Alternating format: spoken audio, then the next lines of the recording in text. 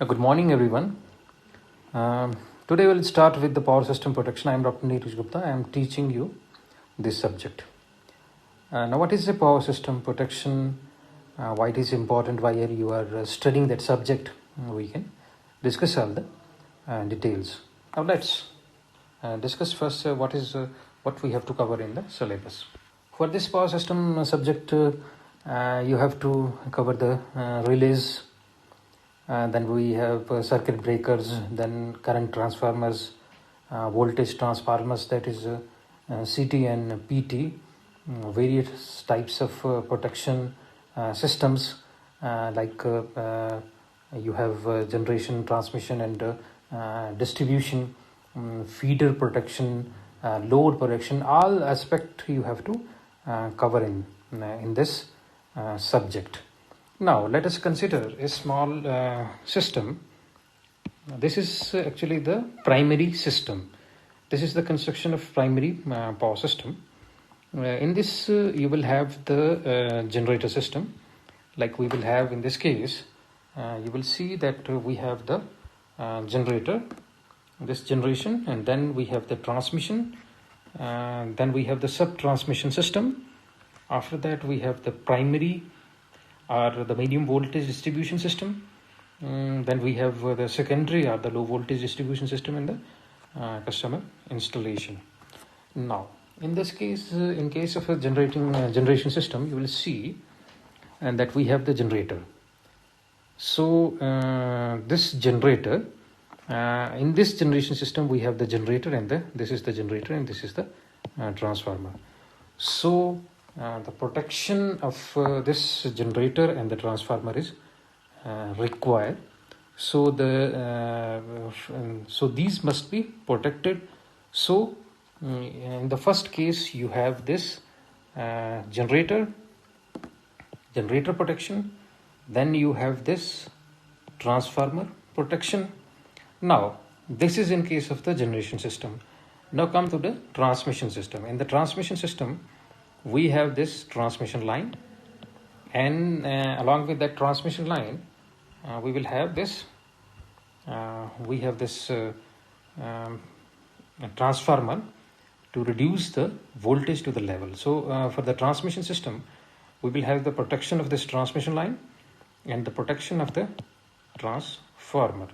So in this case, we have two devices which are two things, that is a transmission line protection and then we have the transformer protection. And after that, we will have the sub-transmission system. In case of the sub-transmission system, you will see that we will have this transmission line protection of low voltage.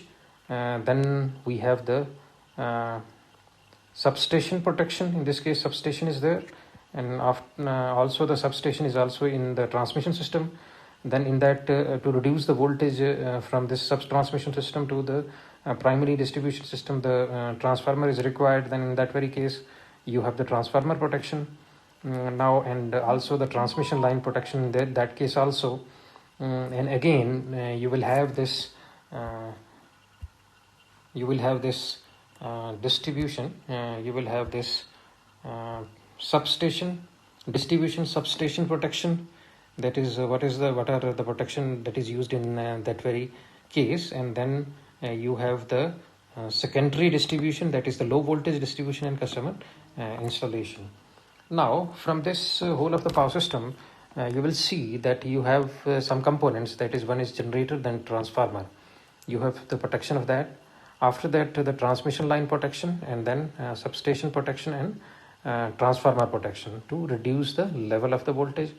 Then we have the sub-transmission system. In the sub-transmission system, we have the transmission line protection and then substation protection. In the substation, you have the transformer. Transformer protection is required. Now, after that, we have the primary or the medium voltage distribution. In that, you will have that line protection also. Then you have in the distribution system, you have substation protection. In the substation, you have the transformer. Transformer protection is there.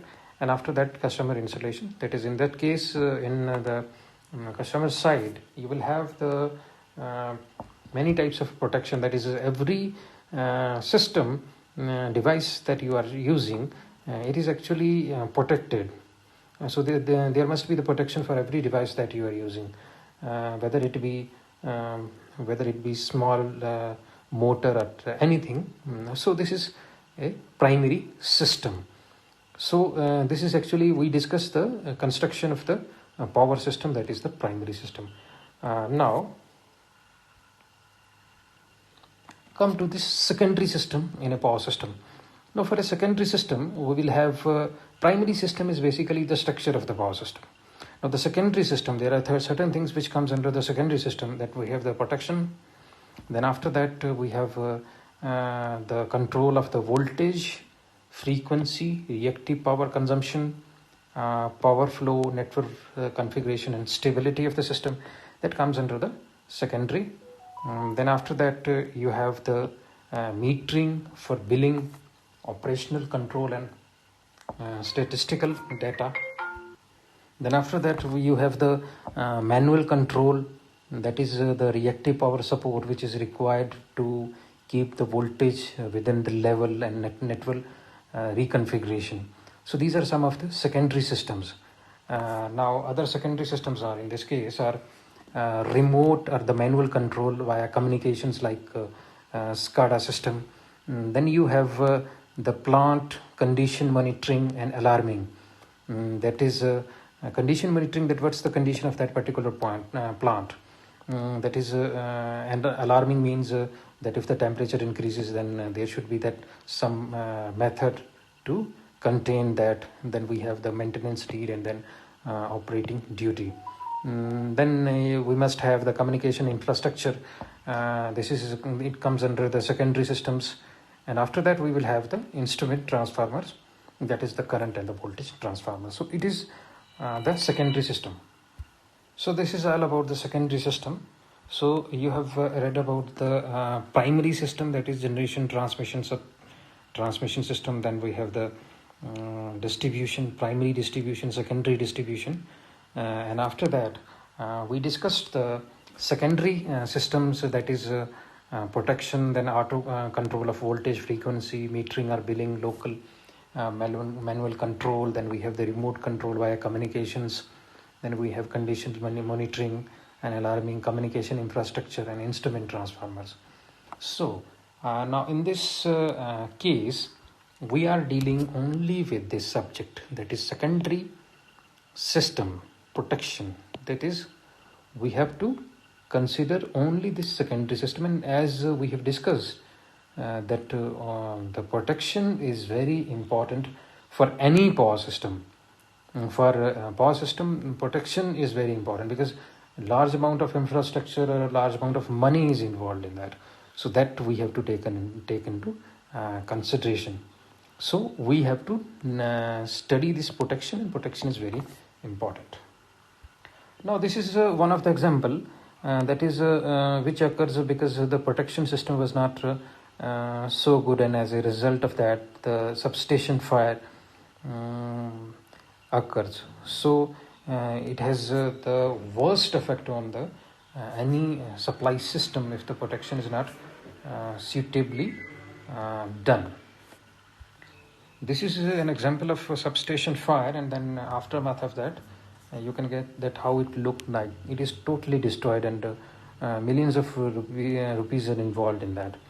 So that is also the responsibility of a protection engineer to make sure that the protection should be such that it will prevent that thing, and as a result the millions of money which is involved in that must be saved. This is one more example, that is transformer fire due to the fault.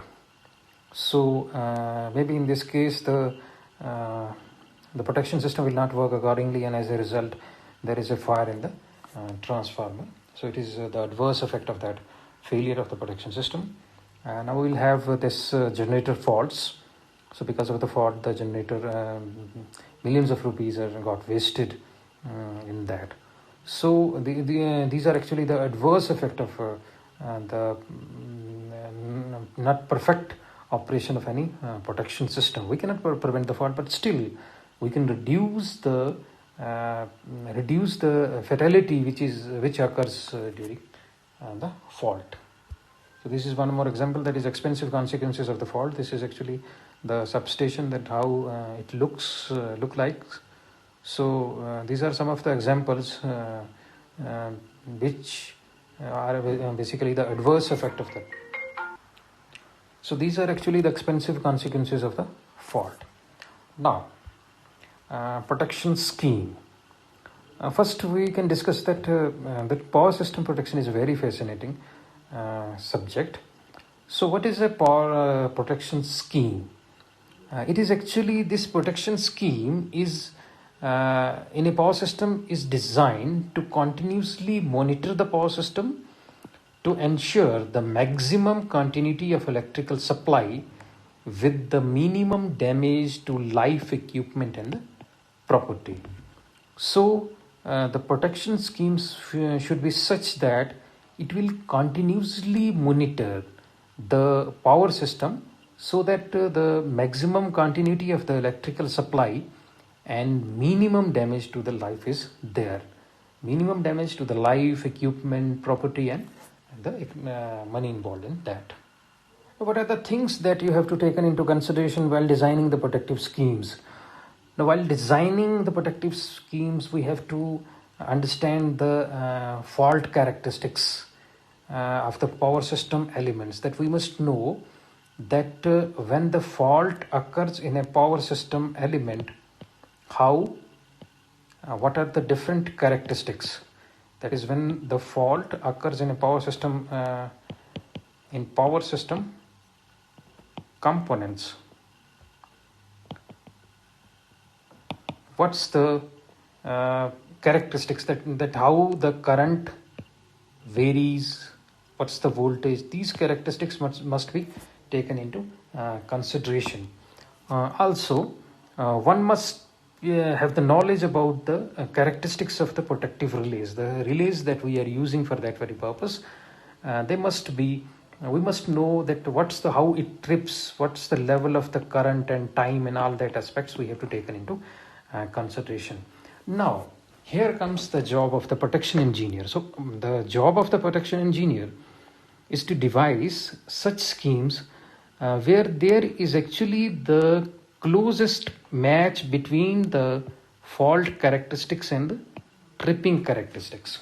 So whenever there is the closest match between the fault characteristics and the tripping characteristics, in that very case you can say that the protection scheme is perfect. So this is all about the designing the protective scheme.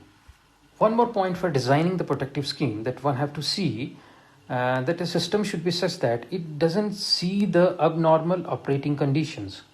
That is, it doesn't see the abnormal operating conditions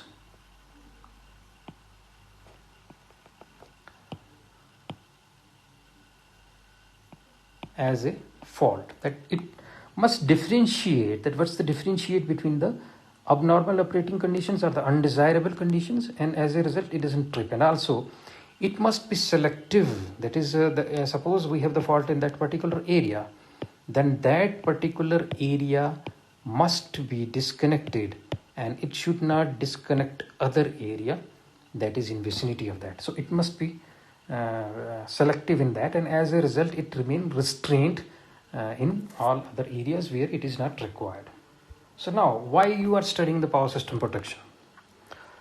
So main idea of studying the power system protection, that there is already research or statistical evidence is that the trippings in the relay trippings are abnormal trippings. It will occur due to the inadequate settings than due to the genuine faults. So the settings are not adequate, and due to the genuine faults this tripping will occur. So it is required that the students, you should have the knowledge, and you should be equipped with the concepts of the power system protection and knowledge, so that you can it can enable you to handle some unforeseen circumstances which happens in the real life. So it is that you should grasp the concepts in such a way that you have the full knowledge of all the power system things, and as a result you are in a position that you can do the settings in such a way that it can prevent any type of fault. So that is why you have to study the power system protection. So it is a very interesting subject. So whenever the tripping occurs, let us suppose that when it trips, a relay trips, so you should know that how it trips. So it's a kind of suspense is there. It is a kind of drama and suspense is there. So you need the attitude of a detective. You need the attitude of a detective so that you can understand the reason behind the tripping. That you should, it's your analytical skills which are at work, so that you can easily see that how maybe it is because of that. So you must have that kind of attitude, detective work kind of attitude. So it needs to be established why the relay has tripped, that is whether it should have tripped, usko trip karna chahiye tha ya nahi, what and where was the fault. So these are some of the questions that arises whenever the tripping occurs. So it is a kind of detective work for you and very interesting subject also. So that things you have to take into consideration whenever the tripping occurs. So it's a very interesting subject. Your analytical skills are all on work, that you have to think in a different way that the fault occurs and why it occurs, where is the fault. Or you have to see all these aspects whenever the fault takes place. So one question arises that why is it not that you have some perfect system or perfect protection system. So it is due to the fact that power system is very complex and dynamic entity. You have the different complexity. You have the complexity involved in the power system. It is very complex. Each component of the power system has you can say different characteristics, and it is also a dynamic entity. It is on, you can say that it is, everything is going in online. It is nothing is offline. And generators may be out of service, then new loads are added. You cannot have that. You can put the loads all the time. Sometimes the new loads are there in the system, and then some loads are gone, then new loads came. So that's why the power system is very complex, and you cannot make a system such a perfect system. So power system is a complex, and in the sense that a small malfunction at some location will trigger the system-wide disturbances and blackout. So if small, suppose some system, this tripping will not occur, and or something is there in the power system, it will have the effect on the whole of the system, and because everything is interconnected in the system. So in view of such possible consequences, a protective system with surgical accuracy is only insurance against the losses due to the electrical fault.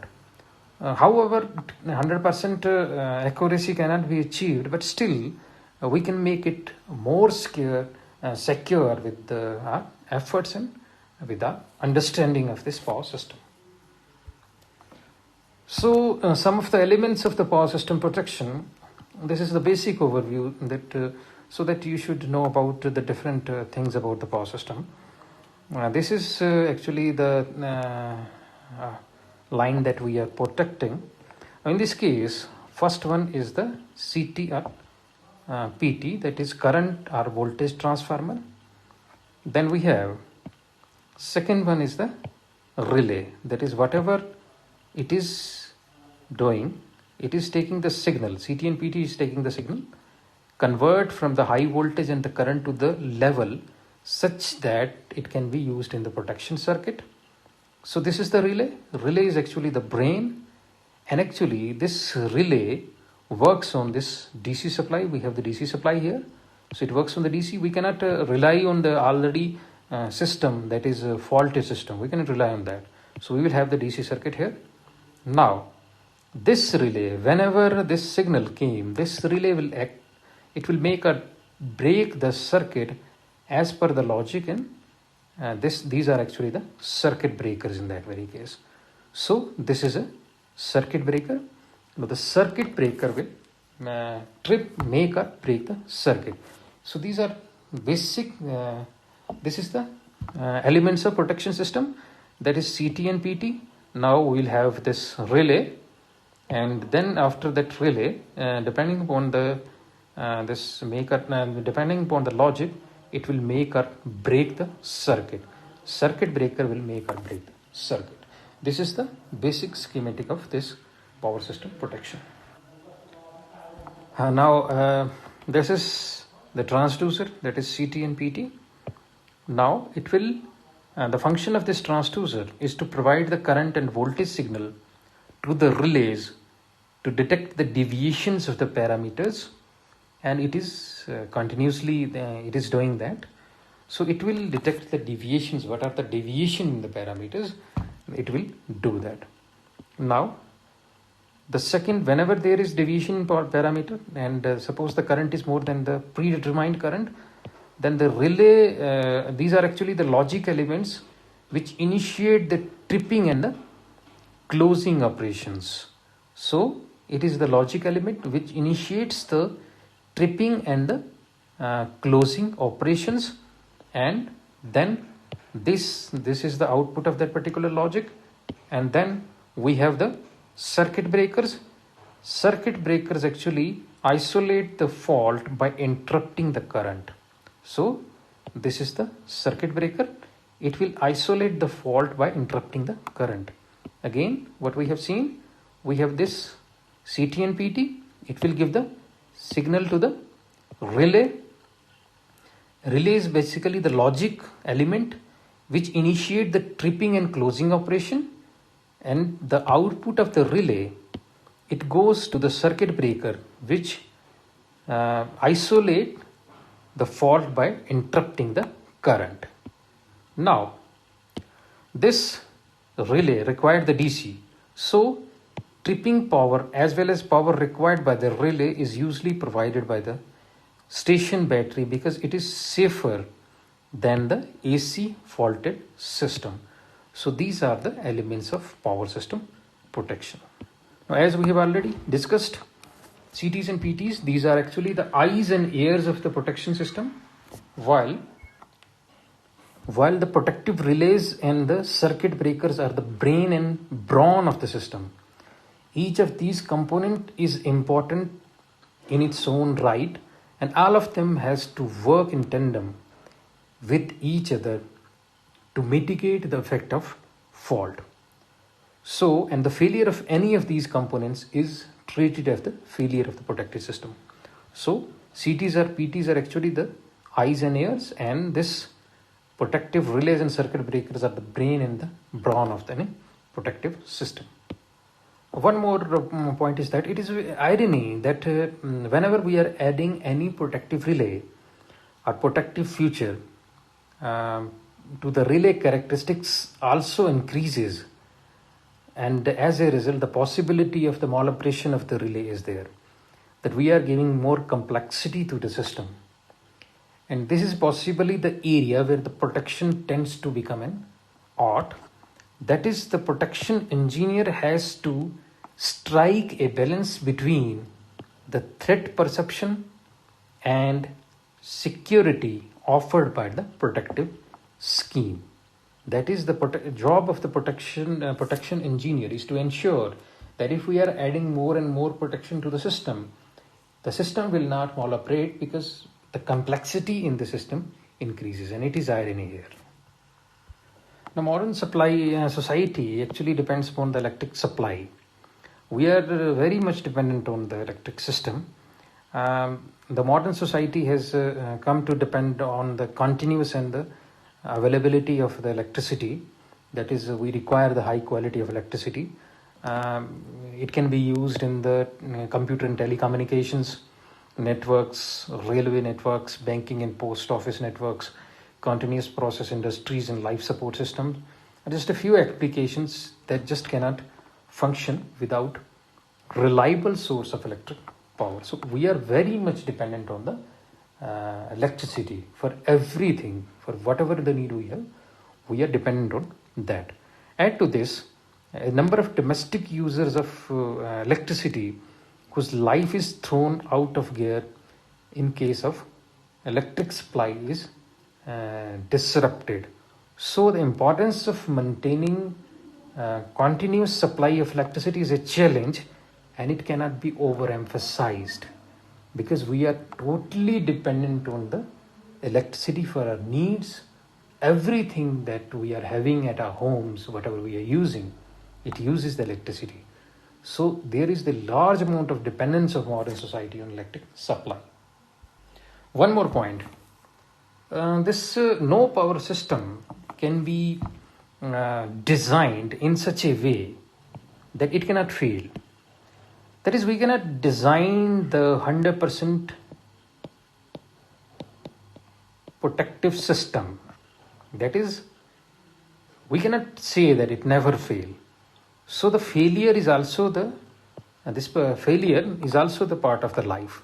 So we have to live with it. So these failures are actually called the faults. And what more important for a protection engineer is how to prevent the fault and how to mitigate the consequences of the fault.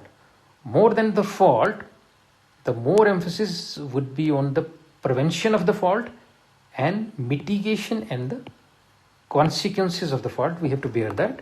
So that thing is also taken into consideration.